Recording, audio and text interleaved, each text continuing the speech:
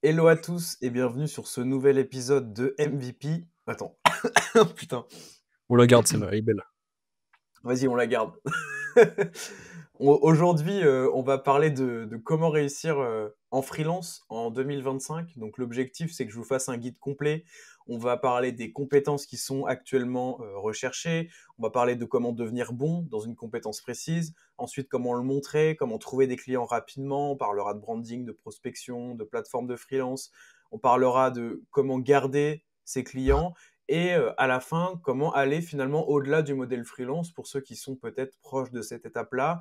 Est-ce qu'il faut partir en agence? Comment est-ce qu'on fait pour avoir des revenus un peu plus passifs, même sans faire une agence, etc. Bref, on va parler de tout ça. Donc, on est tous les deux avec Antoine. On tourne un week-end. Donc là, on a la patate. Antoine est bien ressourcé aussi, je crois.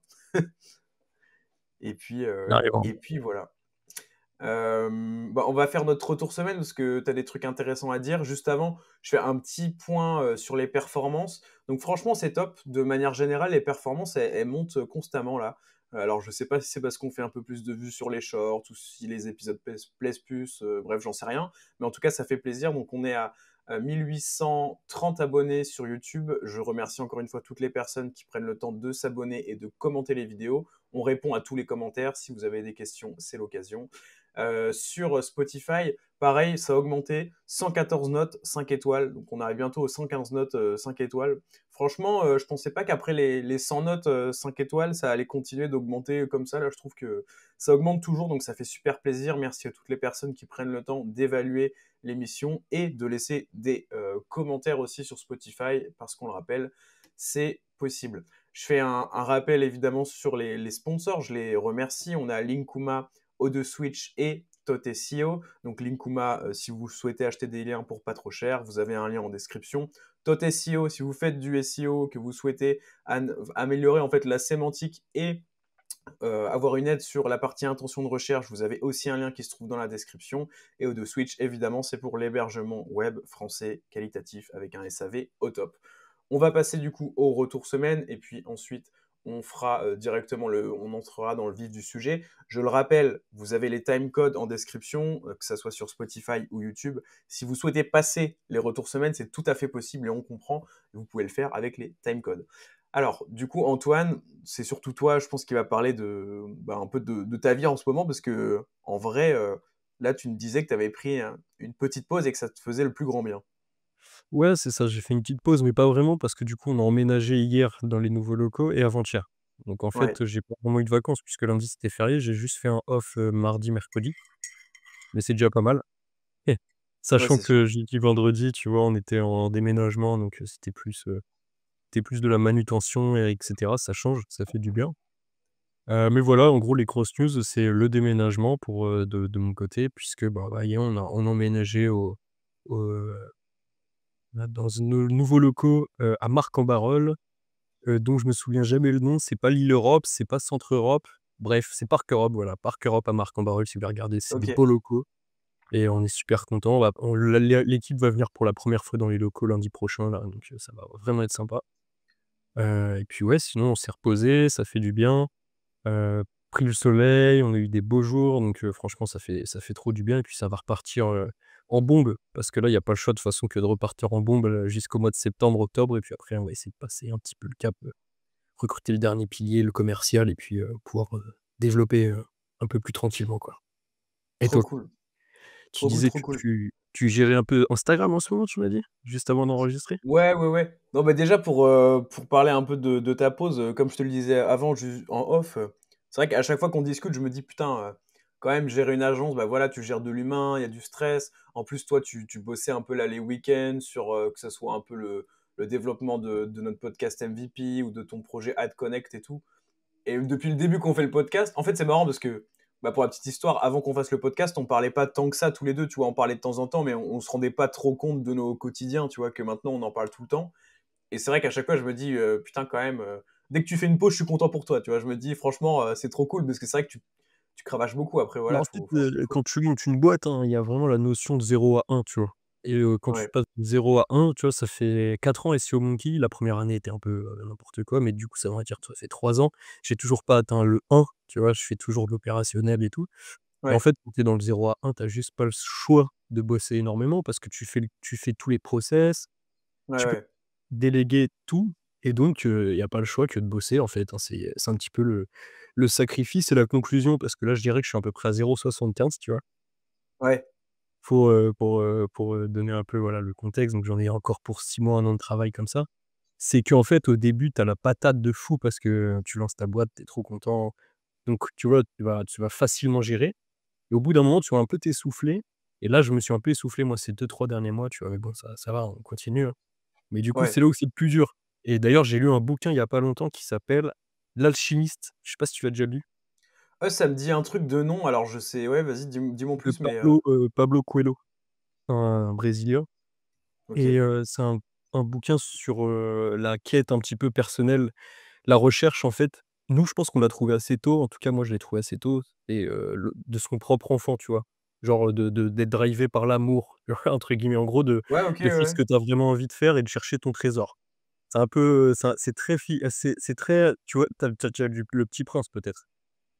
Non, non, non. De Antoine Saint-Exupéry, très connu. Bah, c'est la même chose en mode sud-américain et un peu plus pour les adultes, tu vois? C'est un peu moins imagé, mais c'est très imagé, c'est très métaphorique et en fait, même, dans ce bouquin, tu vois? Enfin, en gros, tu as un mec qui cherche son trésor, donc il traverse, le Sahara et cetera pour, rejoindre les pyramides et pour trouver son trésor. En fait, le trésor était chez lui. Bref, simplement le trésor, c'est sa quête personnelle. Chacun, c'est tu vois, a quelque chose en lui qu'il veut vraiment accomplir dans sa vie, tu vois? Ouais, Et c'est vrai que, au bout d'un moment, tu vois, les derniers mètres, ils sont plus durs que les premiers, tu vois? Et tu vois que ouais. c'est un peu la guerre et à la fin, tu vois, ça se termine bien dans le bouquin. Il a réussi à trouver son trésor et il en a bien chié sur les derniers kilomètres, tu vois? Et j'en OK, suis un peu là, tu vois? OK, Donc ouais, OK, ça marche. mais ça va, on s'amuse bien quand même, c'est quand même une belle aventure.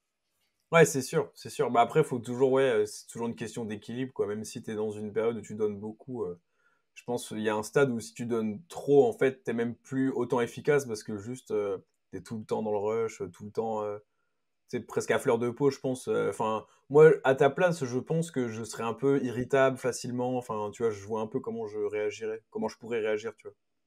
Mais bon, c'est normal. Et pour les personnes qui nous écoutent, du coup, si vous souhaitez voir à quoi ressemblent les nouveaux bureaux d'Antoine quand ce sera tout OK, bah, n'hésitez pas surtout à le suivre sur bah, LinkedIn principalement. Je pense que c'est là où tu montreras tout.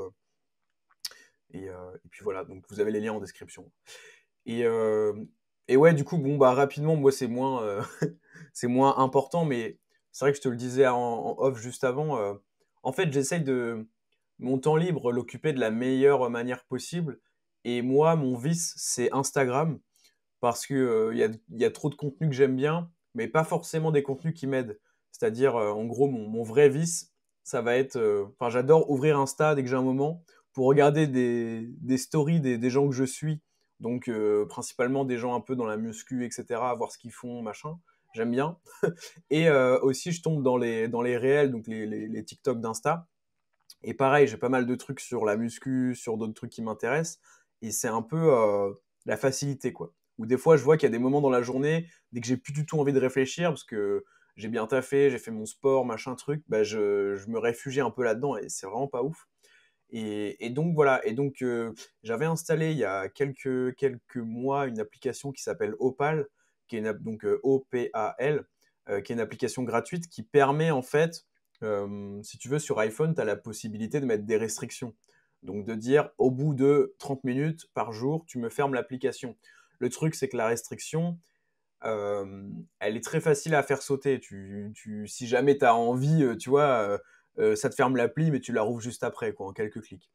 Et Opal, ça permet de pallier à ça parce que quand tu te mets une limite et que ça te ferme l'appli, si tu veux enlever la limite, tu te manges un chrono en fait. Avant de pouvoir l'enlever, la limite, tu te manges 20 secondes, et puis si c'est la deuxième fois dans la journée, ça passe à 30 secondes, à 40 secondes, machin truc. Et donc ça, c'est top. Et de base, parce que bon, je sais que ceux qui nous écoutent, vous n'êtes pas là pour ça, mais donc je termine rapidement. C'est que de base, j'avais mis en gros une limite le matin en semaine. C'est-à-dire que voilà, le matin en semaine, je pouvais pas ouvrir Insta, ou alors fallait que j'attende un chrono, tu vois. Donc ça me voilà. Et pareil, le chrono, quand tu le désactives, enfin quand tu désactives la limite, tu mets que tu fais une pause de 15 minutes maximum, en fait. Tu peux pas désactiver et puis y aller pendant 3 heures. Donc en fait, c'est plutôt pas mal, ça met de la friction en fait, et avant d'ouvrir l'app et tout. Et ça marche bien. Et là, du coup, j'ai renforcé le truc. C'est-à-dire que bah, ça a bien marché pour la matinée en semaine. Et là, je l'ai mis en fait tout le temps. C'est-à-dire que tout le temps, peu importe le moment de la journée, si je veux ouvrir Insta, bah, je me mange un chrono et, et je peux mettre 15 minutes. Voilà. Donc c'est typiquement si vraiment j'ai envie de publier un truc intéressant, une story, un truc, bah hop, je désactive le chrono, je me mange les 30 secondes. Et pendant 15 minutes ou je sais pas, voilà, je peux utiliser Insta et puis après ça se referme. Et si je veux retourner dessus, bah, au lieu d'attendre 20 secondes, là j'attendrai 40 secondes. Donc en fait, souvent c'est ça, c'est que tu te dis, est-ce que c'est légitime que j'attende là 40 secondes comme un gogol pour faire ce que je voulais faire sur Instagram? Et en général, toutes les ouvertures un peu par réflexe, genre juste j'ai rien à faire, j'ouvre Insta et je verrai bien s'il y a des stories, des vidéos sympas, machin, bah ça du coup tu le fais plus parce que tu dis, bah non c'est con, tu vois, vas-y flemme d'attendre 40 secondes là. Et donc voilà, ça marche très bien. Et pour ceux qui se demanderaient, j'ai trouvé un autre combo, c'est que j'utilise l'application Beeper, qui est en fait de base faite pour regrouper les messageries de différentes applications. Et en fait, je l'utilise uniquement pour Instagram pour pouvoir parler aux gens en MP, en message direct, sur Insta, sans aller sur Insta. Parce que ça, par contre, ça me ferait chier, c'est que si on m'envoie un message urgent sur Instagram, j'ai envie de le voir, j'ai envie de pouvoir quand même parler aux gens et tout, mais au moins, je suis pas sur Insta. Et avec ce combo-là, voilà, si ça en intéresse certains, ça marche très bien. Et puis voilà. En dehors de ça, j'ai pas trop d'applis qui me prennent énormément de temps. Parfois j'ai YouTube Short un tout petit peu, là pareil, les vidéos comme TikTok sur YouTube, mais c'est très rare. Et voilà, donc en ce moment j'essaie de faire ça et donc je remets le nez dans des livres un peu dev perso, business que j'avais commencé il y a parfois même plusieurs années et que là, voilà, je préfère m'occuper comme ça, hors Et écran, sur quoi. lesquels du coup?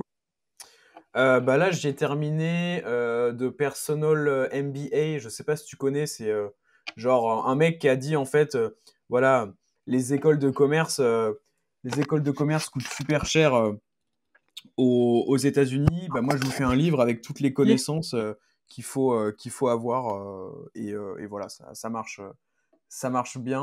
Enfin, c'est plein de concepts en fait qui sont mis ensemble d'écoles de commerce, de voilà, comment avoir une marque rentable et tout. C'est un peu comme si c'était plein de définitions. Bon, bref, on va passer à autre chose parce que les gens, ils sont vraiment pas là pour ça, mais voilà, c'est un peu la dynamique dans laquelle je suis actuellement. Et aussi, non, dernier truc, avant, je jouais à Call of Duty, là, je t'avais dit, sauf que bon, ça m'a retourné le cerveau en fait. Parce que c'est vraiment, tu sais, c'est un jeu où t'es à cran, quoi. C'est comme League of Legends, c'était à fond et tout. En fait, ça me prenait trop d'attention et de capacité cognitive, on va dire, pour en plus aucun résultat. Parce que tu vois, j'ai pas d'intérêt à tryhard d'un jeu comme ça si, enfin, je vais rien en tirer. Et donc, j'ai arrêté Call of et j'ai repris Hearthstone, un petit jeu de cartes là auquel je jouais avant. Et ça, pour le coup, c'est très très cool. Et pour faire du tapis en même temps, c'est trop bien. Et puis, il n'y a pas de frustration, c'est pas énervant, ça te prend pas toute ton attention. Et bref, c'est beaucoup plus sain comme petit jeu. Voilà, j'ai terminé sur mes actus du moment. OK, chill.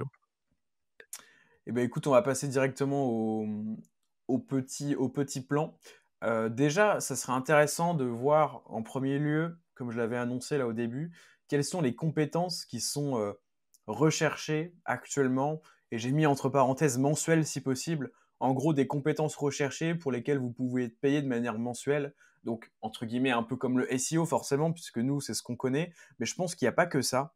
Et donc, je sais pas si toi, déjà, Antoine, tu as une vision en tant qu'agence, comme tu passes quand même par pas mal de freelance. Si demain tu devais te lancer en freelance, ce serait quoi les compétences qui te viendraient en tête comme ça, où tu te dirais, OK, il y a un truc à faire, d'un point de vue financier, ça va être sympa? Ouais.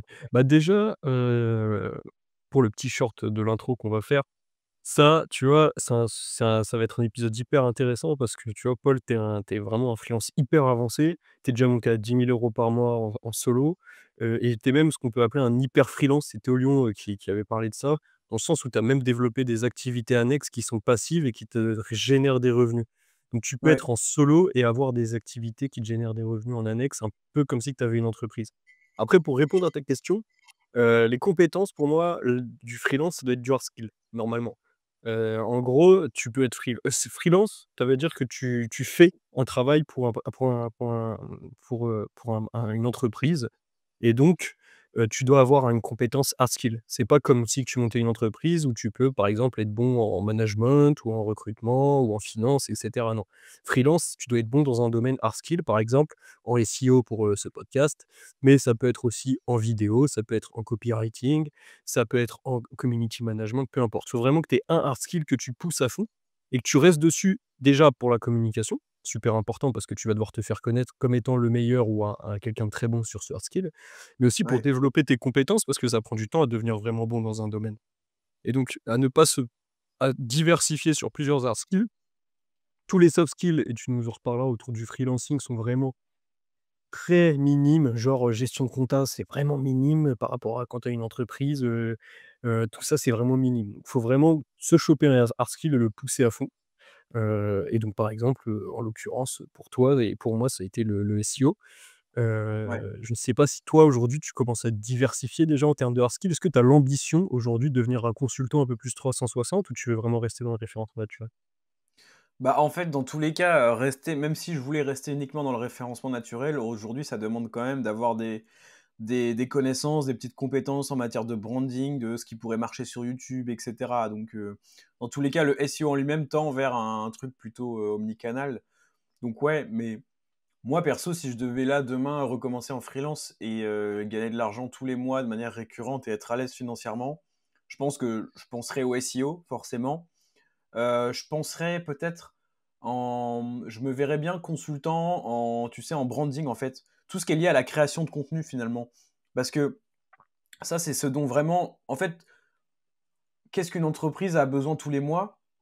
Bah, déjà créer des contenus, donc en SEO pour Google, mais aussi par exemple sur TikTok, si elle va être présente sur TikTok, ou sur LinkedIn, si elle va être présente sur LinkedIn. Bref, création de contenu au sens large. En général, il y a la publicité aussi qui est mensuelle. Les grosses marques de e-commerce, tu vois, mais même mes clients en e-commerce, la plupart font de la pub en SIA, de la pub sur Amazon, etc. Donc publicité, création de contenu, et après, c'est vrai que les autres, ça va être un peu moins mensuel. Type, voilà, par exemple, même développeur ou webmaster, à Tu moins peux que vous tout travaillez rendre, pour. tu peux tout rendre mensuel. Ouais, ouais, je sais, mais il y a quand même des compétences où tu galères plus. Où Typiquement, tu vas avoir un plus gros one shot et ensuite avoir des petites ouais, mensualités. c'est ça.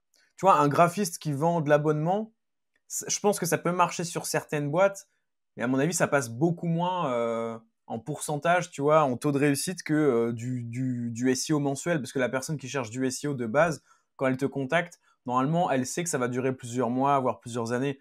Alors que graphiste, je pense que les demandes que tu reçois, quand bien même tu es connu, tu as du branding et tout, à mon avis, il y a quand même pas mal de one-shot, type, voilà, on fait une refonte, on a besoin de changer notre logo, etc. Donc, je suis C'est la d'accord, on peut grosse tout rendre force, mensuel, mais c'est la grosse force du SEO, hein. C'est vraiment que, bah, du coup, c'est vraiment recurring mensuel. ouais, c'est ça. Mais c'est vrai, ouais, j'avoue, je te Mais rejoins. comme je disais, tu as aussi le SIA, c'est exactement la même chose. Et tout ce qui est lié en fait à la création de contenu, parce que les marques savent très bien que la création de contenu, ça se fait sur le long terme. Si vous vendez des prestats de ghostwriting sur LinkedIn, que voilà, vous travaillez avec un dirigeant d'entreprise qui a envie de publier dessus, il va pas vous dire, sauf s'il veut faire un test pour commencer, mais il va pas vous dire, moi je veux du one shot, je veux juste publier là les 2 mois d'été, même s'il y a de la saisonnalité, tu vois. Il sait que globalement, il faut être présent toute l'année sur LinkedIn. Ouais. Donc, j'irai Après là-dessus.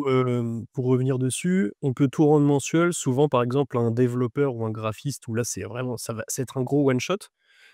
Par exemple, moi, avec mon graphiste Florian, en fait, c'est pas un abonnement parce que ça n'a pas de sens, parce que tu peux pas planifier un truc, qui fait toujours le même temps de travail mensuel. Par contre, Ouais, avec Florian, en fait, je lui demande non-stop des trucs. Je lui dis: «En fait, tu peux me faire une affiche pour ça, tu peux me faire, des ouais, iconographies pour ça, tac tac» et en fait, ça fait 6 mois qu'on travaille ensemble sur des mensualités qui varient entre 200 et 1 500 € par mois, tu vois? Donc OK. après, quand tu es bon dans un one shot, par exemple, un bon développeur ou un bon graphiste, ça devient recurring aussi. Par exemple, un Ouais, bon développeur, tu vas lui dire: «Bon, bah, là, j'ai besoin de cette nouvelle section UX, là, j'ai besoin de ce menu, j'ai besoin que tu repasses dessus, ta ta ta, ta ta ta» et donc ouais, tu OK. rentres dans un process comme ça. Par contre, il faut vraiment être bon et ce qui fait chier, c'est que c'est pas contractuel. C'est pas un truc à 1 000 € par mois, sans Ouais, engagement, c'est ça. c'est vraiment la demande du client. Et j'ai une question pour toi, par exemple, le graphiste, est-ce qu'il bosse que pour toi ou est-ce que tu le prends aussi pour des prestats pour tes clients?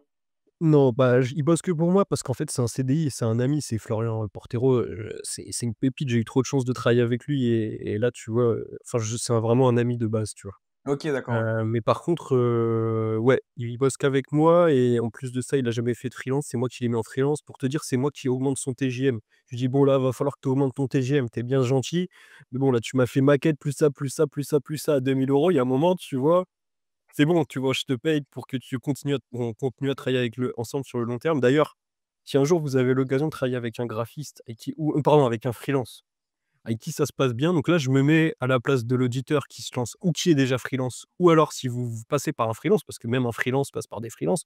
Paul et moi, on a des freelances qui travaillent avec nous, par exemple sur MVP et cetera. Mmh. Heu, il faut être honnête en termes de TJM et donc si vous sentez que vous faites, que c'est pas honnête en termes de TJM, soit du côté du freelance envers, la personne qui le paye parce qu'en mode: «C'est mon pote» et cetera. Sachez que c'est pas intéressant pour la personne qui le paye. Parce que moi qui paye Florian, si tu passes par là, j'ai envie de continuer avec toi sur toute la durée de vie de l'entreprise, tu vois? Et donc si je te paye, au lance-pierre, tu vas te barrer. Même si c'est super sympa de ta part et inversement, un freelance qui se fait payer, lance-pierre parce que l'autre négocie en face et cetera, c'est pas une relation saine et il va se barrer aussi, tu vois? Il va se dire au bout d'un moment: «Tu me fais chier, tu me demandes plein de trucs», voilà, les clients les qui payent le moins, c'est les clients les plus chiants. Donc naturellement, même le freelance à un moment, je sais pas si ça t'est déjà arrivé d'ailleurs de dire stop à un client? Sachant que tu as beaucoup de branding, donc peut-être pas, mais Ouais, alors, moi, non. En général, j'ai la chance d'avoir des clients quand même assez cool. Après, c'est vrai que comment dire? Tu fais des priorités, quoi. Même je me rappelle quand j'étais rédacteur, je voyais bien, en fait, j'avais fait un tableau de rentabilité un peu par client, enfin pour avoir une vision claire sur, quel client me payait le mieux et cetera. Et c'est vrai qu'à terme, je relançais beaucoup moins ceux qui me payaient moins bien et j'allais vers ceux qui me payaient plus, enfin, c'est logique, quoi. et tu sais que ça, c'est giga intéressant même pour les CDI, tu vois? On dit souvent le bien-être et tout, c'est super important et cetera. Tu vois, là, typiquement, j'ai refait mes bureaux, Ouais. et j'ai mis, plusieurs desks, tu vois? Et je vais te dire un truc de chef d'entreprise un peu, voilà, mais qui est réel.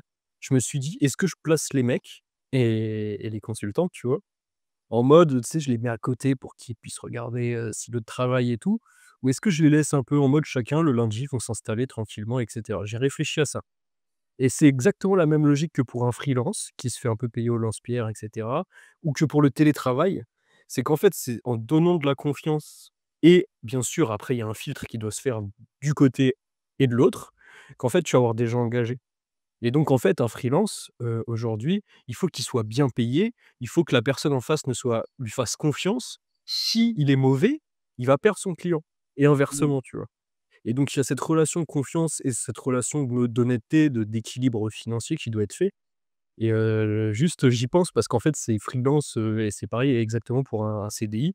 C'est qu'il faut lui donner de la liberté, il faut lui donner de la confiance et après bien sûr tu as du test and learn, hein, tu vois? Un freelance qui fait de la merde, ça malheureusement le problème du freelance, c'est qu'il est même pas protégé par le code du travail donc ça cut et ça dégage, tu vois? Mmh. Ouais. Et aussi, je me dis, on peut faire un donc là, on vous a donné un peu des exemples de compétences mensuelles qui sont assez sympas, récurrentes et cetera. On vous a aussi donné des, voilà, développeurs, graphistes où c'est moins propice au mensuel, mais si vous êtes bon, si vous avez les bons contacts et cetera, ça va rouler. Il y a pour moi des compétences qui aujourd'hui n'existent, enfin, sont en train de mourir un petit peu malheureusement. Ça va être tout ce qui est lié à la rédaction, forcément. Même si un rédacteur, ça peut apporter de la valeur par rapport à une IA, hein, on va pas se mentir, mais je veux dire par rapport à il y a 4 ans, voilà, le métier rédacteur au global, il prend cher. Le copywriting, je pense un petit peu aussi, même si c'est des objectifs différents. Je pense pas que l'IA soit super bonne copywriteuse en mode optimisation des taux de conversion à balle, mais voilà. Et d'autres trucs aussi que je voulais ajouter, c'est qu'aujourd'hui, il y a des nouvelles compétences qui sont super recherchées. On n'est peut-être pas sur des compétences super propices au mensuel, quoique certaines si. Mais je pense à deux trucs principalement. Quand on se demande ce qui a changé là dans le monde du marketing digital ces dernières années, normalement on pense à l'IA, l'intelligence artificielle et l'automatisation, je trouve, qui est rendue hyper accessible avec des technos comme Make, N8N, Automa, etc. Du coup, ma conclusion, c'est que si vous êtes bon, vous devenez bon dans le fait d'automatiser des process. Je me fais aucun souci pour vous sur le fait que des entreprises vont vous contacter, si vous en parlez un minimum, ou quand des marchands, ça va très bien rouler pour que vous puissiez automatiser leurs tâches répétitives. Et pareil, si vous faites du SEO et que vous apprenez à référencer des marques dans les LLM type ChatGPT, etc., je me fais pas de soucis pour vous pour trouver du taf en freelance et faire du cash en fait tous les mois. Donc ça, c'est deux trucs qui voilà, sont assez nouvelles et clairement, je pense qu'il y a du bif à se faire là-dessus. Je sais pas ce que tu en penses, toi, Antoine. Oui, je te rejoindrai pareil, automatisation et automatisation et IA, agents IA qui sont assez liés en fait, ça c'est le truc, qu'elle vend en poupe. Donc ça va être du brouillon, ça va être un carnage. Il y aura plein de freelances très mauvais qui vont vendre des prestations qui seront voilà. Mais bon, on est tous passés par là et puis vu que c'est un nouveau marché, bah, c'est un peu la logique des choses. Ouais, J'espère juste que ces gens-là, qui vont se lancer dans ces nouveaux métiers en freelance, feront des choses qui pourraient être pérennes, pardon. C'est-à-dire que même s'ils font de la merde, au moins que le client qui a acheté, par exemple, une prestation d'automatisation IA avec lui, si ça s'arrête parce que, bah, la personne n'est pas bon, et apprend en même temps, au moins qu'il puisse récupérer ce qui a déjà été fait. Parce que on va en reparler tout de suite dans l'épisode, puisqu'on va passer comment devenir bon et moi je ouais, trouve que ça fait partie du parcours d'un freelance de se former en travaillant sur des clients et c'est pour ouais. ça que oui, le TGM est différent d'un débutant que d'un junior, que d'un senior et aujourd'hui, tu vois, typiquement, je suis sûr que si je demande à Paul: «Tu te considères comment?» il me dira: «Junior», parce qu'il est hyper humble, mais en fait non, Non, tu je vois? dirais Parce que pas. En ou vrai, je alors, dirais pas junior non plus, mais je dirais ouais, confirmé quoi. confirmé, tu vois? Mais en fait, la réalité, c'est que oui, le débutant, en fait, il se forme et vous le payez pour qu'il se forme et c'est normal, tu vois? Et aujourd'hui, bah, dans l'IA automatisation, slash, agent IA, bah, réfléchissez, le marché il a combien de temps? Il a entre peut-être 1 an, 6 mois, 1 an et demi max, tu vois? Bah, il y a que des débutants. Donc vous Mmh. attendez pas à un truc hyper processé, hyper carré qui à coup sûr va marcher. Je pense à Séquence de Johanny Thévenin et de son associé qui sont déjà très bien, tu vois? Ouais, Mais malgré tout, on a des process qui bougent. On était sur nWritten, ensuite on passe sur, Make, ensuite on passe en Python, ensuite on repasse sur, ChatGPT et cetera. Donc forcément, il y a des risques. mmh. Après l'automatisation, il y a quand même des gens qui tryhardent ça depuis, pas mal de temps parce que même, tu vois, Anto des Wizards, Ah oui, qui utilisait, mince, j'ai NUT, plus en tête le nom, Zenoposter. NUTED, Zeno, ouais, pardon. Ouais, c'était Zeno lui, Ouais. historiquement et ça, il y en a qui l'utilisent depuis vraiment plusieurs années, mais ouais, je suis d'accord avec toi et donc oui, pour devenir bon, bah, comme tu dis, trouver des premiers clients, OK, mais surtout, si votre compétence, elle peut se travailler sur des projets perso, je vous recommande vraiment grandement d'avoir des projets perso. En SEO, on le sait que voilà, les consultants les plus compétents, en général, c'est quand même ceux qui ont bossé sur leur propre site, et cetera, qui ont fait des tests. En publicité, du coup, ça peut être un truc compliqué à exploiter parce qu'il faut forcément du budget pub. Je pense pas qu'il existe de simulation avec des budgets fictifs ou quoi. Après, je me trompe peut-être. Graphiste, etc., bah, évidemment, tu peux t'entraîner tout seul. Développeur aussi. Donc ouais, faire ça. Après, évidemment, rejoindre une agence, pour moi, ça peut être un super accélérateur. Une agence ou tout groupe de personnes avec qui vous bossez, qui sont déjà spécialisés dans ce que vous voulez faire, la compétence que vous souhaitez développer. Pour moi, ça a été un super accélérateur en tant que SEO. Vous pouvez trouver l'équivalent en termes, enfin, si vous êtes graphiste, développeur, etc. Donc après, voilà, à vous de faire votre chemin. Mais ouais, c'est clairement par la pratique que ça passe. Et voilà, rejoindre une agence, ça peut être un accélérateur. Ensuite, j'avais noté du coup, devenir bon. Donc ça, c'est la base. Donc déjà, vous avez une compétence qui est recherchée où il y a du potentiel business dessus. Ensuite, vous devenez bon en travaillant de votre côté, en chopant vos premiers clients à des TJM un peu bas, etc. D'ailleurs, ça, vous pouvez le faire déjà en prospectant un petit peu, mais on va en parler juste après. Et ensuite, je trouve que dès que vous êtes bon, ce serait bête de pas le montrer, en fait. Et même si à ce stade-là, vous n'avez pas encore de compte LinkedIn super actif où vous publiez tous les jours, je sais pas quoi, pas de newsletter, pas de chaîne YouTube, bah, c'est pas grave, vous pouvez commencer avec des posts très simples sur LinkedIn qui peuvent déjà bien marcher, sachant que, je le rappelle, LinkedIn, c'est un réseau où si vous avez 0 abonné, c'est un peu comme TikTok, si vous voulez, vous pouvez être découvert, faire des posts qui pètent un petit peu. Et à contrario, c'est un réseau où même si vous avez 20 000 abonnés, vous faites un post qui correspond pas aux critères de l'algo, qui a peu de potentiel, bah, vous allez faire très peu de likes. Donc au début, c'est particulièrement intéressant au début en fait, parce que vous êtes personne et vous pouvez être exposé comme ça.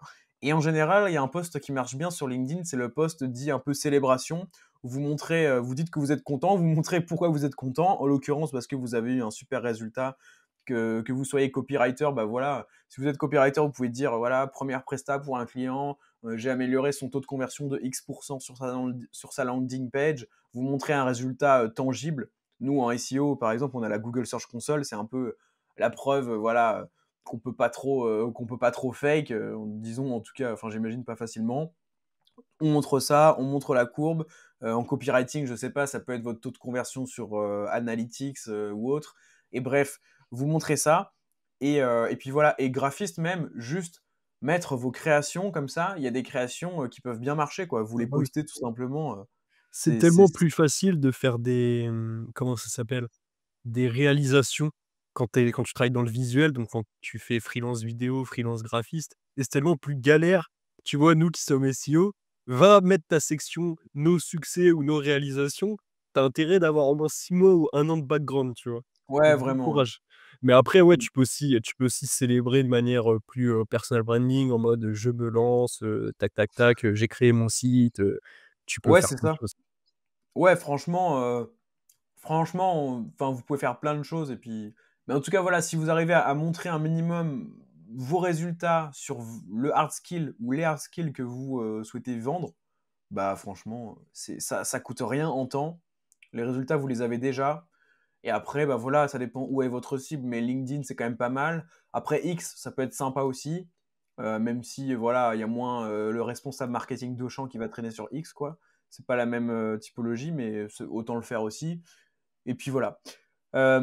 Ensuite, une fois que vous faites ça, bah là, vous vous demandez peut-être, ok, mais comment je trouve des clients maintenant parce que le but au départ, ça va être de trouver des clients assez rapidement. Pour ça, moi, j'avais listé 3 solutions qui marchent très bien.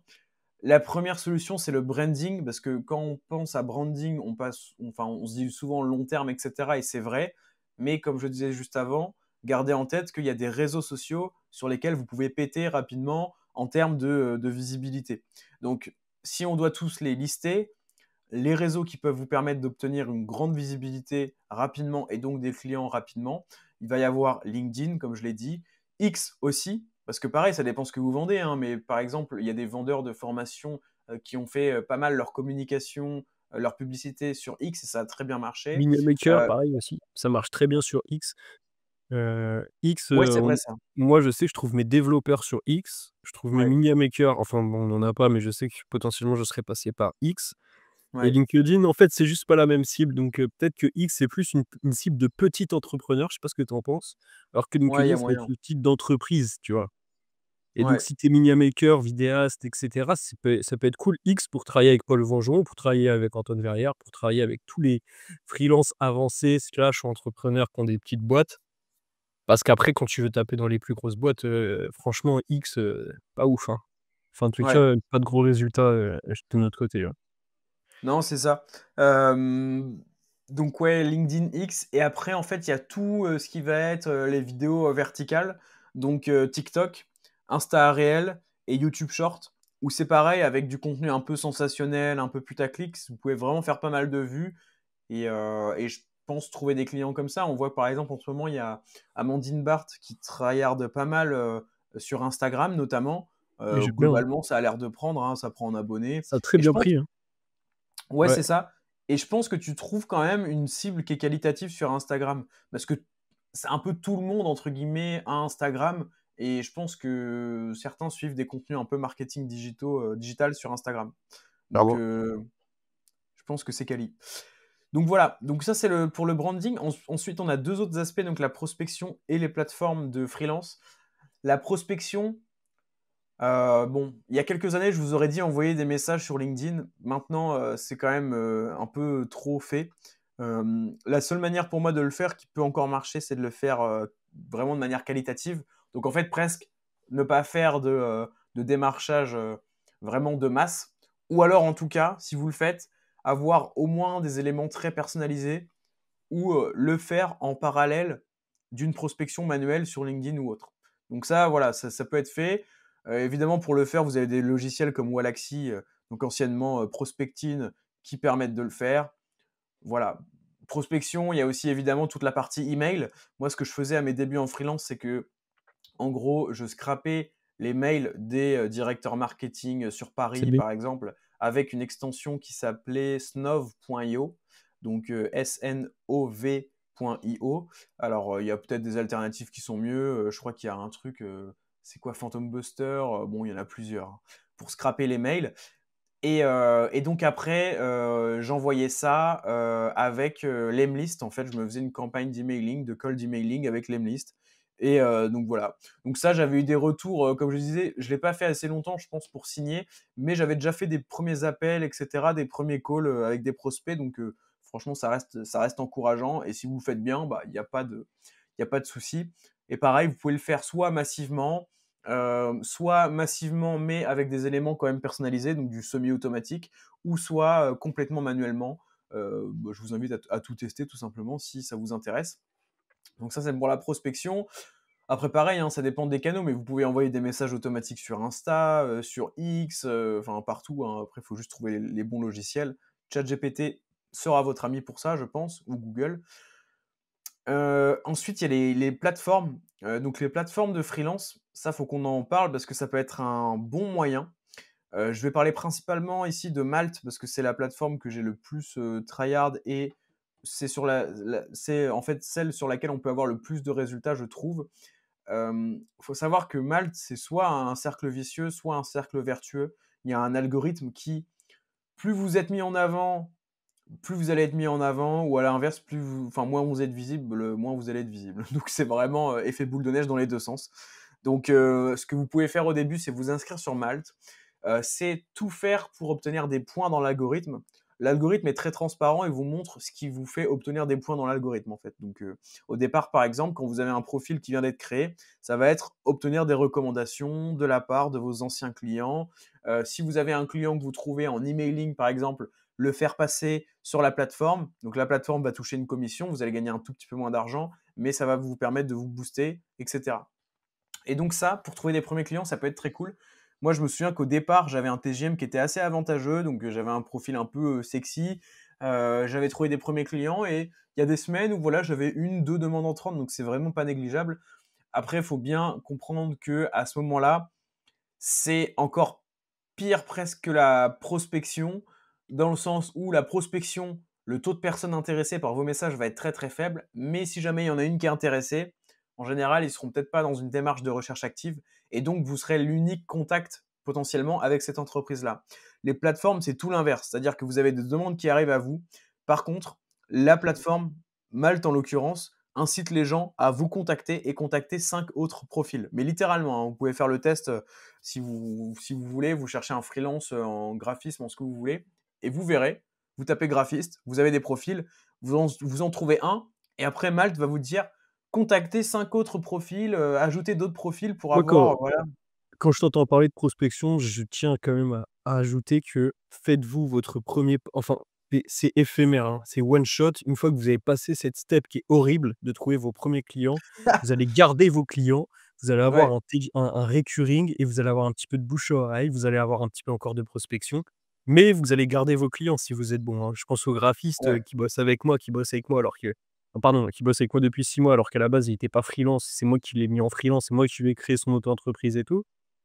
Donc c'est juste un step à passer qui est extrêmement chiant. Croyez-moi, Paul, ouais, moi, on n'est plus sur Malte, on n'est plus là à envoyer des messages sur LinkedIn, tous sur un inbound, il y a ouais, que des gens qui viennent à nous et donc c'est les choses se font naturellement comme ça.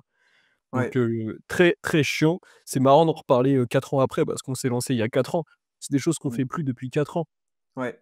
et oui, le lancement est extrêmement difficile. Je sais pas si tu as d'autres, canaux. Moi, je pense aussi, si vous voulez vraiment y aller en mode bourrin, les incubateurs. Allez dans les incubateurs, re ch chor sor sortez pardon, scrapez les incubateurs de votre ville, les écoles, de commerce avec, des entreprises et tout, avec des incubateurs et donnez des cours. Par exemple, vous êtes, graphiste, donnez des cours de graphisme. Vous êtes SEO, donnez des cours de SEO. Ça, pour le coup, moi, ça m'a apporté des clients. OK, ouais. Mais c'est vrai que c'est extrêmement chiant, hein. Pareil, le petit message, à tout votre réseau. Je me lance en tant que parce que c'est au lancement. Je me lance en tant que consultant SEO à mon compte. Si vous avez besoin et cetera, vous envoyez ça à tous vos amis, à tous vos proches Que au moins tout le monde sache qui recommander si besoin est. Ouais, Mais ouais. Du coup, cet épisode est sponsorisé par, nos 3 sponsors, adorés qui sont, Linkuma. Linkuma qui ont été nos premiers sponsors, donc je vais avoir un peu de temps donc Linkuma, le premier sponsor de MVP, un grand merci à eux. Tot SEO, donc Linkuma qui a bien sûr une plateforme d'achat de liens, pas cher, donc en fait, c'est du PBN assumé pour envoyer du lien, du deep linking, plein de stratégies différentes. Bien pas cher mais efficace, testé et approuvé. Tot SEO, pareil, un outil ouais, qu'on utilise à l'agence, chez SEO Monkey que les consultants adorent. D'ailleurs, on a dû upsell un petit peu notre abonnement tellement ils l'utilisent, qui est un outil d'optimisation sémantique. Donc en gros, ça fait un petit peu l'intention de recherche. Ensuite, ça nous permet de créer notre page. Et enfin, Switch qui est notre, hébergeur de cœur avec Paul, puisqu'en fait, on a commencé sur Switch et c'est un peu notre credo, sur le podcast MVP, c'est qu'on est sponsorisé ouais. uniquement par des marques qu'on utilise. On utilise Linkcommand, on utilise Totesio et bien sûr, on utilise Switch. On a commencé sur Switch, on est toujours chez eux, donc c'est bien qu'il y ait une raison. Un support hyper quali, c'est un hébergeur français. D'ailleurs, hyper sécurisé puisqu'ils ont 2 data centers, donc s'il y a un data center qui brûle, ils ont les sauvegardes dans un deuxième. Et puis, plein de choses avantageuses, hein, donc un super cPanel. À savoir que les propriétaires de votre site web, ce ne sont pas vos CMS, c'est pas avoir accès à votre back office WordPress, c'est votre hébergeur. Magnifique. Et ouais, je voulais te parler dans le dernier point de l'acquisition client. Donc, comme tu l'as bien dit avant, après, on va passer à garder ses clients et puis aller au-delà du modèle freelance. Qu'est-ce que tu penses, toi, parce que tu l'as plus testé que moi, du networking? Est-ce que tu penses qu'un freelance qui se lance, il C'est très, aurait... très, très, très puissant. Le networking, Ok, simplement, c'est un truc, déjà, ça va vous faire passer très rapidement au-dessus du statut freelance. Si vraiment vous êtes bon en networking, à un moment, vous allez avoir tellement de demandes que vous allez devoir, passer au-dessus. Mais simplement, moi, typiquement, j'ai jamais réussi à être bon là-dedans. Faut aimer l'humain. Il faut vraiment aimer l'humain. En gros, c'est le commercial, mallette, à l'ancienne, tu vois? ouais, ouais, D'ailleurs, la règle du networking, c'est tu vas voir des gens sans avoir aucun intérêt. ok. C'est un peu comme en drague, tu vois? Faut pas aller voir une meuf en se disant: je vais la choper» ou quoi, tu vois? C'est exactement pareil. Bah, c'est de la séduction de toute façon, c'est certain et donc tous les process, tous les endroits où il y a du networking, en fait, la règle, c'est normalement, en tout cas de ce que je connais, c'est tu ne parles pas de business. Tu Hmm, rencontres des gens et sur 10 personnes, tu vas avoir un fit selon les gens, selon justement l'intérêt des gens, leur approche humaine. Moi, par exemple, ça va être 10 parce que je suis pas très humain. Il y en a, ça va être 50. Ils sont hyper humains, une personne sur 2 ils vont fitter, tu vois? C'est énorme. ouais. Et puis naturellement, je pense que la moyenne, c'est à peu près 10-15-20. En vrai, sur 10 personnes, il y en a une avec qui tu vas vraiment pouvoir travailler comme nous 2 sur le long terme. Hmm. Après, tu peux trouver deux trois trucs si tu es un chasseur en mode, d'un mois, tu vois? Un coup d'une mensualité.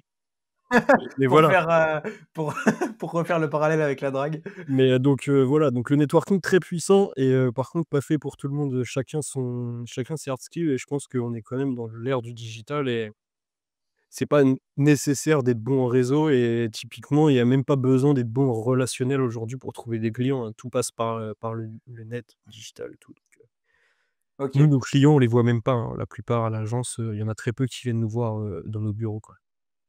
Ouais. OK. Bon, écoute, merci pour cette parenthèse networking parce que c'est vrai que, bah, comme tu l'as dit, c'est une histoire de personnalité aussi. Moi, c'est jamais un truc qui m'a trop attiré, tu vois, parce que je me rappelle, on en parlait, hein, il y a peut-être 3 ans, là, sur l'île. On en discutait où tu me disais que toi, tu faisais beaucoup ça. Et moi, je me rappelle, je te disais, Ah, je l'ai pas ouais, fait beaucoup, hein. bah, je sais qu'il y a un moment où tu y allais régulièrement, là. J'aime bien faire des restos en one to one, mais c'est un peu différent. Ouais, ouais, ouais. OK, je vois ce que tu veux dire. Même avant ça, tu faisais pas le MEDEF ou un truc comme ça, là? Si, mais ça, je le fais encore, mais c'est un syndicat. C'est un peu différent. Ah, C'est pas OK. on se vend pas des trucs, on s'aide en mode galère, d'entrepreneur. OK. OK, d'accord. Ah ouais, OK. Ouais. Et bah ouais, enfin en tout cas, je me souviens quand on en discutait et tu me disais que, enfin moi, il me semble, je te disais que j'étais un peu dubitatif quand même par rapport à ça parce que j'avais jamais testé puis ça me donnait pas envie. Et toi, tu me disais si si mec, mais ça peut être puissant.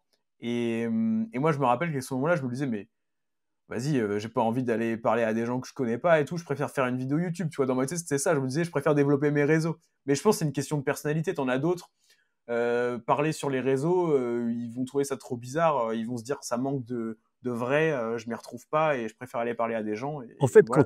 quand tu te lances, il faut tout tester pour voir ce sur quoi tu prends le plus de plaisir. Même pas sur quoi Ouais, tu prends le plus de conversion, parce que tu peux avoir un coup de peau au début.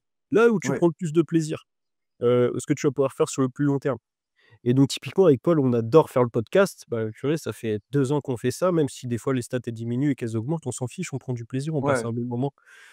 OK, donc si on résume, à ce moment-là de l'épisode, on a déjà parlé de quelles compétences, focus, comment devenir bon, comment le montrer et comment trouver des clients rapidement via le branding, la prospection, les plateformes de, freelance et le networking aussi qui peut être efficace.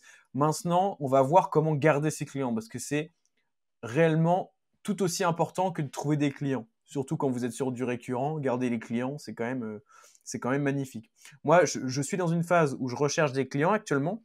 Je peux vous dire que c'est pas forcément le plus fun, enfin c'est marrant, mais vous passez quand même beaucoup de temps à ne pas être payé. Donc du temps à que ça soit prospecter, du temps à faire des devis, des propals, des appels, etc.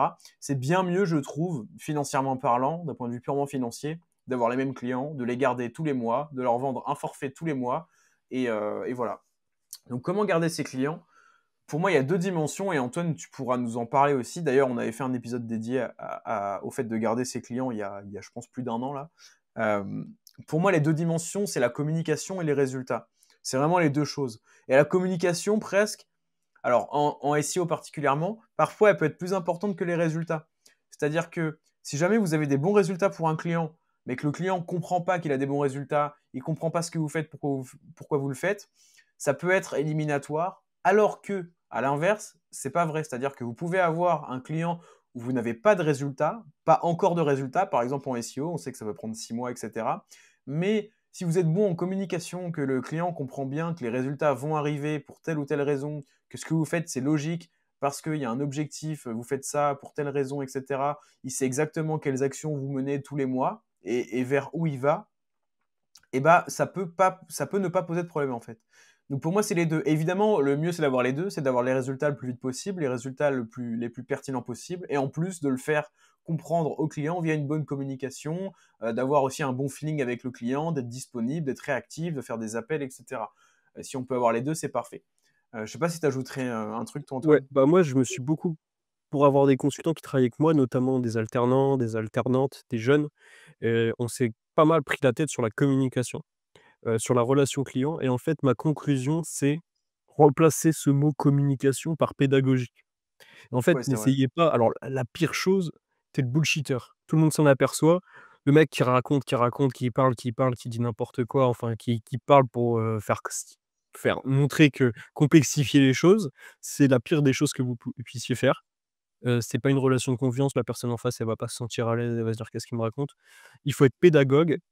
Si la personne a un niveau de 6 ans dans votre domaine, d'un enfant de 6 ans, alors parlez-lui comme un enfant de 6 ans, n'utilisez pas des mots compliqués, expliquez les choses et cherchez le bon sens, en fait. La personne va être rassurée par le bon sens et généralement, même vous, si vous avez le bon sens, c'est très dur d'avoir le bon sens. Quand on a le bon sens, c'est-à-dire qu'on est bon. Tout ce qui est, comment on appelle ça? Le complexe de quand tu es pas sûr de toi, là. Syndrome de l'imposteur? Syndrome de l'imposteur, c'est là que tu vas pas avoir le bon sens, en fait. Parce que du coup, tu as Mmh. le syndrome de l'imposteur. Tu vas chercher des choses compliquées, tu vas dire: «J'ai pas confiance en moi, ça se trouve, il y a des trucs, je sais pas, de netlinking, de deep linking, de trucs». Non, en fait, le bon sens et à partir du moment où vous êtes dans une relation de bon sens, que vous allez préparer vos calls, éventuellement, bien sûr, vos rapports et cetera, vous allez avoir une super relation client, même si vous êtes débutant ou junior, il y a pas de souci, quoi. Ouais, exactement. Et en termes de process, les tips que je peux vous donner, pour, avoir une bonne communication client dès le départ en tant que freelance, déjà, vous pouvez, lors du premier appel, envoyer un résumé de l'appel suite à l'appel, en fait. Ça fait beaucoup de fois le mot appel, mais voilà. Et moi, ce que je fais, c'est que j'aime bien envoyer j'ai un email un peu template où dès le premier appel, quand je prends quelqu'un, je lui envoie un résumé de, en gros, quelles sont les grandes étapes type d'un accompagnement SEO et combien ça coûte en moyenne selon les clients que j'ai actuellement. Comme ça, en général, c'est les infos que cherche la personne quand elle vous appelle, c'est si on travaille ensemble, enfin en gros, déjà, est-ce que tu es légitime? Si on travaille ensemble, ça va se passer comment? Et ça va coûter combien à peu près? Et donc le fait de lui envoyer un résumé de tout ça par email après, par expérience, les prospects kiffent bien. Pareil, un autre truc, c'est évidemment voilà votre propal. Si vous faites un devis, une propale, déjà obligatoire de le présenter en visio. Hein, on n'envoie jamais un devis comme ça par email. Au début, j'avais envie de le faire, hein, d'envoyer de devis par email. Je me dis vas-y, je lui envoie, c'est fait, on s'est déjà appelé. La flemme d'expliquer machin. Puis si ça signe, ça signe. Non mais c'est le pire truc. Ça donne pas du tout envie de recevoir un PDF comme ça. Donc voilà, faire des choses claires. Et après, c'est pareil, une fois que vous avez signé le client, alors déjà, les premiers livrables, moi ce que je fais, c'est que souvent je fais à minima un loom pour présenter le livrable au client, donc lui présenter l'étude de mots-clés, je fais un petit loom, les briefs de contenu, etc. pour toutes les premières fois. Un appel, un visio si nécessaire, souvent c'est ça pour les gros livrables, genre étude de mots-clés, audit technique. Et après, au fil de l'eau, faire des appels réguliers, faire en sorte que le client reçoive des résumés de ce qui est fait mensuellement, hein, donc un rapport d'action, un rapport de résultats aussi mensuel. Ça peut être intéressant. Bon, là, c'est pas si. Enfin, ça marche plus pour la presta comme ça mensuel que pour du graphisme ou autre.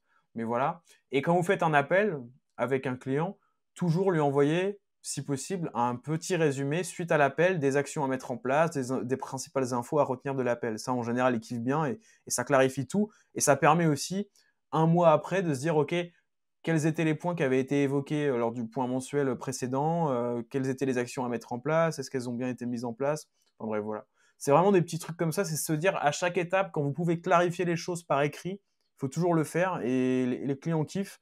Et même pour vous, c'est bien parce que ça vous fait une trace écrite de ce qui avait été dit, etc. Donc ça, c'est un peu la manière de processiser, je trouve, une bonne communication. Et j'avais appris ça à l'agence à Paris, notamment Adrien Russo qui m'avait ouvert les yeux là-dessus sur le truc de dès que tu fais un appel, envoie toujours un résumé par écrit, même si c'est une liste à puces, un truc simple. Et je faisais pas forcément ça au début. Ouais, Donc ouais. je confirme. Les consultants ne le font pas, il faut leur demander de le faire, ouais. Ouais. Mais en fait, tu Les vois la diff, hein. Même pour toi, hein, t'es content. Ah mais T'es il y a content parce oui et que puis, c'est une preuve aussi, mine de rien. C'est une preuve de ouais, ton honnêteté, d'avoir eu un échange qui a duré 40 minutes, que derrière, 1 mois plus tard, d'avoir, une trace et cetera. Les mails, c'est, tout ce qui est écrit, les paroles, comment on dit? Les paroles s'envolent, les écrits restent, quoi. ouais. Non, c'est clair. Et puis même, j'ajouterais que même pour vous, quand vous faites un appel, ça vous permet de tout catégoriser un peu. OK, on a évoqué ce point-là. Moi, ce que je fais, c'est que pendant l'appel, je fais une prise de notes dégueulasse sur un bloc-notes. Et puis après, je rédige tout, tu vois, je mets tout. Je me dis, OK, on a parlé de ça. Donc pour ça, voici les étapes qu'il faudrait suivre. Même pour vous, c'est plus clair, en fait, au final. Vous vous dites, on a fait un appel, on a parlé de ça. Voici les actions qu'il faut faire maintenant, quoi. Donc ouais. Donc je pense que voilà, pour garder ses clients, c'est globalement ça, hein. C'est, comme on l'a dit, être honnête, être pédagogue, transparent, bien communiquer et puis avoir des résultats. Si vous faites tout ça, normalement, il y a pas trop de raisons que le client se barre. Sauf si après, c'est des facteurs qui sont liés uniquement à lui, à savoir, je sais pas, un problème de trésorerie, une attente de financement, une révision des priorités marketing, voilà, ça peut toujours arriver. Pour terminer, on va conclure et je fais une dédicace à @MaximeDT10 sur Twitter qui nous a posé la question, sur X.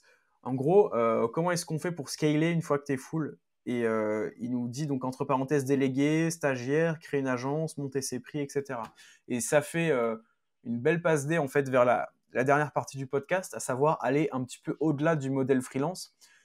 C'est vrai qu'en freelance, une fois que tu es full, tu te dis qu'est-ce que je fais? Est-ce que je prends encore plus de clients et je passe tous mes week-ends à travailler pour voilà un gain de chiffre d'affaires qui ne sera pas non plus proportionnellement énorme? Est-ce que je recrute un stagiaire? Est-ce que je fais une agence? Est-ce que je passe par un freelance qui Tu es va plus faire à ma freelance. place? À partir du moment où tu recrutes, tu es plus freelance. Tu peux pas recruter en tant que ça porte bien son nom, micro ou plutôt même auto-entreprise. À Ouais, partir du moment où tu décides de recruter, tu rentres dans un process de création d'entreprise, que ce soit une agence, parce que tu es dans le service, tu fini. Donc ouais. c'est pas vraiment la réponse à cette question-là. Donc là, tu pars dans un process de création d'agence. Comment du coup tu peux scaler un freelance. Ouais, ouais, c'est ça. Mais en fait, la dernière partie, je l'avais appelé justement aller au-delà du modèle freelance aussi pour ça. En gros, OK. est-ce qu'on fait une agence ou pas, tu vois? En général, qu'est-ce qu'on peut faire de plus? Donc ouais, effectivement, on peut distinguer les manières qui vont en fait nous sortir du modèle freelance à proprement parler et les manières qui vont nous faire rester dans le modèle freelance. Mais même, je vais te dire, moi, comme je sais pas si je peux être qualifié de freelance. Je dirais que Si. 50% de mon activité, c'est freelance, mais après, le reste, c'est plus comme tu l'as dit, soit hyper freelance, soit solopreneur, tu vois. On l'appelle un peu comme on veut, mais c'est plus vraiment juste un prestataire de service. Euh, et donc, ouais, en gros, bah, il y a plusieurs manières. Après, ça dépend de ce que vous faites. Déjà, je pense que la première question, c'est se demander, est-ce que j'ai envie de gérer de l'humain? C'est pour moi ce qui va être au centre de tout. Si oui, si vous êtes prêt à le faire, bah, dans ce cas-là, vous pouvez effectivement faire une agence. Vous pouvez commencer par déléguer un stagiaire. Vous pouvez recruter potentiellement un premier CDD, CDI par la suite. Et vous pouvez même déléguer à des freelances aussi. C'est un peu le même délire, hein, même s'il y a moins de gestion humaine. C'est un petit peu ça. Donc vous pouvez scale avec le capital, la ressource humaine, en fait, finalement. Ou alors, si vous voulez pas faire ça, donc là, je pars uniquement pour traiter les demandes entrantes où vous avez un temps limité que vous ne pouvez pas traiter. Si vous voulez pas faire ça, vous pouvez faire comme moi, à savoir faire de l'apport d'affaires et donc toucher des commissions, envoyer donc les demandes à une autre agence, un autre freelance et toucher des commissions là-dessus. Donc là, il y a différents modèles. Soit vous vendez du lead directement. Donc à chaque lead que je t'envoie, on détermine un prix et puis voilà, je touche, je sais pas, 30 euros par tous les leads, par lead que je t'envoie et puis peu importe si tu signes ou pas, c'est pas mon problème. Ça peut être un truc. Ou alors vous vous dites, eh ben, je touche une commission si la personne signe le lead, mais dans ce cas-là, je touche sur le mensuel. Donc tous les mois, je vais toucher, voilà, pendant 1 an, pendant 2 ans, pendant toute la durée de vie du contrat, je vais toucher X% dessus. Donc ça, c'est deux manières que moi, j'apprécie beaucoup parce que ça permet de capitaliser sur les demandes qu'on reçoit toujours, qu'on ne peut pas traiter, sans pour autant que ça constitue du temps en plus et en touchant de l'argent. Mais après, voilà, si vous voulez faire une agence, bah, évidemment, vous pouvez le faire. Sachant qu'en faisant une agence, vous capitalisez sur un truc que vous pouvez potentiellement revendre derrière, etc. Donc c'est autre chose. Puis c'est une autre aventure, c'est vraiment pas la même aventure. S'il y a de l'humain, etc. Bref. Donc, euh, donc voilà pour ça. Donc ça, c'est uniquement pour les demandes entrantes. Ensuite, ce que vous pouvez faire, c'est penser à d'autres revenus passifs que vous pouvez développer. Donc là, plutôt en tant que solopreneur. Donc moi, je vais parler de ce que je connais. Donc là, j'ai parlé de l'apport d'affaires. Il y a aussi le fait de sponsoriser ses réseaux, de faire de l'affiliation vers des outils, des solutions. En gros, en bref, tirer profit d'une notoriété, d'une communauté que vous auriez en fait construite avec le temps, avec vos réseaux. Donc moi, c'est typiquement le cas. Là-bas, je travaille mes réseaux pour trouver des clients. Puis maintenant, ça me sert à développer d'autres revenus. Et l'autre truc que je voulais aborder, mince, là, je crois que j'ai un trou. Bah, je peux rebondir et tu vas retrouver. En fait, Vas-y. c'est Naval Ravikant qui disait ça, qu'il y avait, 4 piliers de scale. Donc, Ouais, justement là, ce sur quoi Paul parle pas mal, c'est le média. Parce que vu que Paul a beaucoup de visibilité, il peut utiliser sa visibilité pour faire plein de choses à côté, en mode hyper freelance ou solo entrepreneur, puisqu'il peut monétiser ta visibilité en envoyant justement les leads à des agences pour faire, potentiellement de l'apport d'affaires. Heu, la visibilité que les marques le payent, bref, tout ce que le média peut permettre. Je sais pas si du coup tu as eu le temps. J'ai essayé de de remplir le temps, j'espère que tu as trouvé là, parce que là ouais, ouais, non, en fait, le dernier truc que je voulais aborder, c'était que vous pouvez aussi, en tant que freelance, lancer un peu une marque. C'est-à-dire, alors, bon, du coup, il y a plusieurs trucs. Lancer une marque, ça peut être lancer un site, le référencer en SEO, typiquement, en tirer des profits, donc même faire de l'édition de site au sens large. Mais ça peut être aussi lancer une solution. Donc en fait, une marque, ça peut être un nom de formation, ça peut être un SaaS, un outil, etc. Ça peut être vraiment plein de choses. Et ça peut être une autre solution. Moi, je pense que typiquement, si j'avais beaucoup plus de temps libre, c'est peut-être un truc auquel je réfléchirais, quoi. Mais ouais. Donc voilà, un peu c'est globalement toutes les manières de scale que j'avais en tête. Maintenant, il y en a d'autres. Maxime, dans sa question, il mentionnait monter ses prix. Ça, c'est un truc naturel que vous faites normalement au fil du temps, en fonction déjà de votre montée en compétences, en fonction du nombre de demandes que vous avez. Forcément, c'est plus facile de monter ses prix quand il y a beaucoup de personnes qui veulent travailler avec vous, dont certaines uniquement avec vous. Dans ce cas-là, c'est facile. Et L'offre et puis la voilà. demande. De quoi? L'offre et la demande. L'offre et la demande, tu vois? Donc en gros, Ouais, tu ouais, peux clairement. Bah quand oui, tu es oui, non, mais full c'est quand tu ça. es full, tu montes tes prix, quoi, jusqu'à ne C'est plus être ça. full. Et après aussi, il y a d'autres manières aussi, vous pouvez lancer d'autres types de prestats qui vous rémunèrent plus. Typiquement, moi, j'ai commencé à faire un petit peu de coaching en SEO. Et bah, coaching en SEO, là, je le vends 300 € hors taxe pour 1 heure. En réalité, on va dire que c'est plutôt 1 heure et demie, voire 2 heures, parce que suite au coaching, je vais faire tout un résumé par email qui me prend vraiment pas mal de temps, parce que je vais faire un truc carré avec une liste d'étapes à suivre pour le coacher, etc. Donc voilà, mais ça peut faire des taux horaires qui sont vraiment plus avantageux que par exemple de la presta, etc. Donc le coaching, la formation, c'est un peu les classiques, hein, le SaaS, etc. Enfin bref, voilà, je pense que vous avez déjà pas mal de manières de scale. Un autre truc qui me vient en tête, c'est les collectifs de freelance. Ça peut être une autre option. Bon, c'est un peu comme une agence, mais de freelance, qui peut vous permettre de trouver des clients un peu plus premium qui cherchent un accompagnement, à être accompagnés par plusieurs personnes en même temps, avec potentiellement des compétences synergiques. Voilà. Bah écoutez, déjà, je pense que pour ceux qui sont encore là à 1 heure, bah, je sais pas, à peu près 1 heure de podcast, parce qu'il y aurait eu quelques cuts, n'hésitez pas à nous mentionner le time code, la durée dans les commentaires. Je crois qu'Antoine, tu voulais ajouter un truc? Non, justement, franchement, merci beaucoup d'être resté jusque-là pour ceux qui sont là. Commentaires, partage, like, on va essayer de vraiment de booster les likes, booster les commentaires et cetera, donc n'hésitez pas et heu Carrément. et je trouvais que c'était bonne vibe là et voilà, donc là, il y a bien y aller là et franchement, ça fait épisode parce qu'on a eu des épisodes où on était un peu plus flemmards. Là, tu vois, j'ai pris une semaine de vacances, je reviens, Ouais. MVP, prio, quoi. Non, mais ça se voit que tu es grave énergique, en vrai, c'est pour ça, Même je toi, pense, bah, ton corps, il en a je besoin, tu vois, c'est t'ai la sûr. pêche. Je t'ai donné la pêche aussi. Non, Ouais, franchement, c'est c'est cool. magnifique. Ça me fait penser aux épisodes qu'on faisait il y a 1 an là. Ouais, c'est vrai, c'est vrai. C'est vrai qu'il faudrait qu'on réécoute, tiens, ouais, ça fait une petite outro pour les gens qui sont encore là, mais faudrait qu'on réécoute nos anciens épisodes pour voir si on a la même intensité ou pas, je Mais moi, sais j'ai pas. constaté que, sur les 2 derniers mois là, on avait un peu plus la flemme. Mais c'était la fin de l'hiver et tout, il y a eu plein de choses et tout, donc bah, c'est reparti. Il faut commencer comme on a fini pour le prochain épisode et en plus, le prochain épisode, on a un invité de fou qui est le head of SEO de qui? Que je dise pas de bêtises? No normalement attends, mais, en fait, j'ai pas répondu parce que je sais plus s'il avait accepté l'invitation, mais Il a en gros, accepté, on il a a accepté. OK, bah, c'est le head of de Meilleur Taux. Meilleur taux.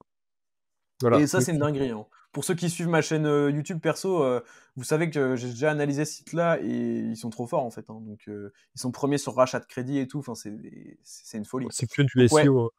ça va être un épisode de ouf. Donc, stay tuned. À la semaine prochaine du coup. Allez, ciao. Ciao.